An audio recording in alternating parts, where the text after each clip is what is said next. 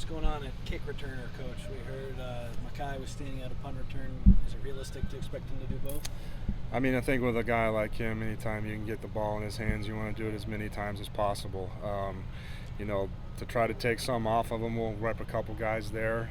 It is realistic that he'll do it at some point this season, whether he starts there or we just plug him and play him when we need him to play there. But there's a couple other guys that have emerged in that role as well. What stood out about Caden initially, a kicker, and what do you maybe need to see more of from the kicking game this year?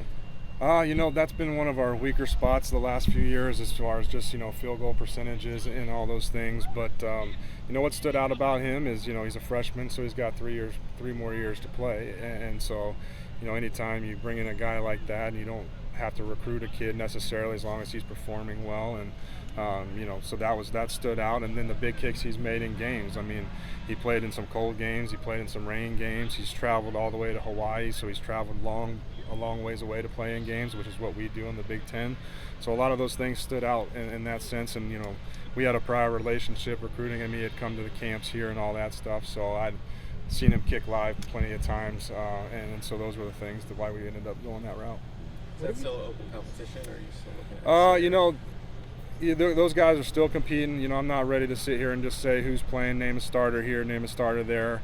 At the same time, I'm also not afraid to play one guy field goal, one guy kicking off, one guy punting. So, you could see that, with the talent that Ryan brings, he can push the other two guys at the other two spots.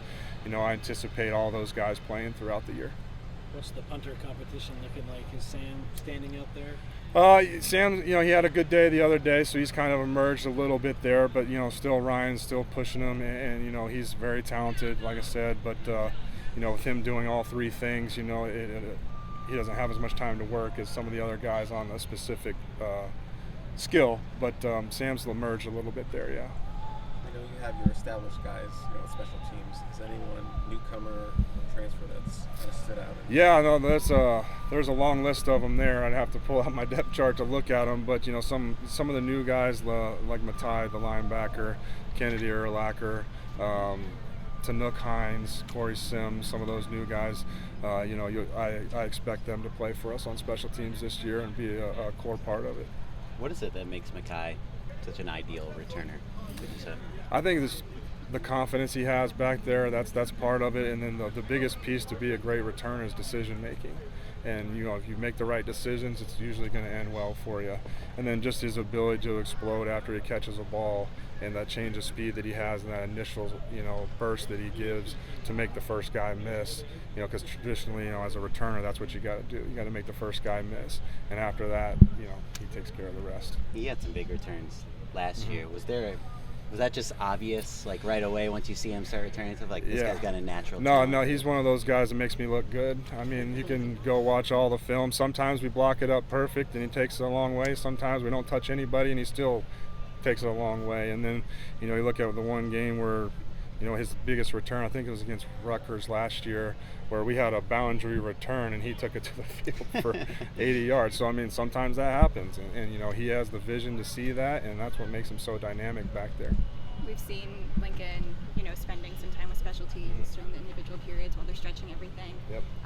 We know him for his offensive mindset, but what's he like kind of working with him from a special teams perspective? I mean, I've said it to anybody, he's one of the smartest people I've ever met. And the fact that he can have his hand in so many different things and still be an elite play caller and an elite head coach. I mean, he understands every facet of special teams that we're doing. He knows our punt scheme. He knows our punt block schemes. He knows all the kickoff schemes. So we have staff special teams meetings every day. He sits in every one of them. He knows what's going on, and he's very involved and hands-on on all the things that we do special teams-wise. How does that speak to just the overall increased importance of special teams? Well, I think it helps because the staff sees it that way, and obviously I can't do everything by myself on the field all at once. I have to rely on all our staff members. And so when the staff members see our head coach in the meetings, head coach involved in the scheme, it makes everybody better around us, so we get more out of your staff out here on the field.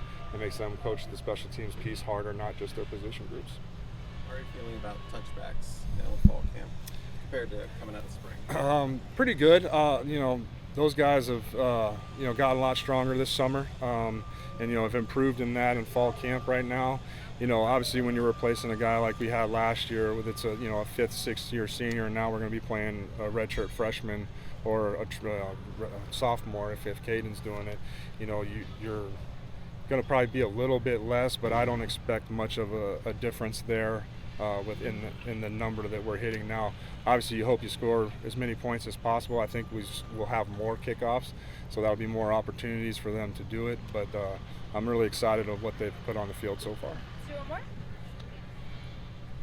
When you're looking to pick those guys who are the last line of defense to block the punter, what are you looking for in those guys? To block Or protect the punt? To protect the punt. So we want bigger guys there. We call it the shield, or the wall. You call it whatever you want. We want some athletic guys there as well.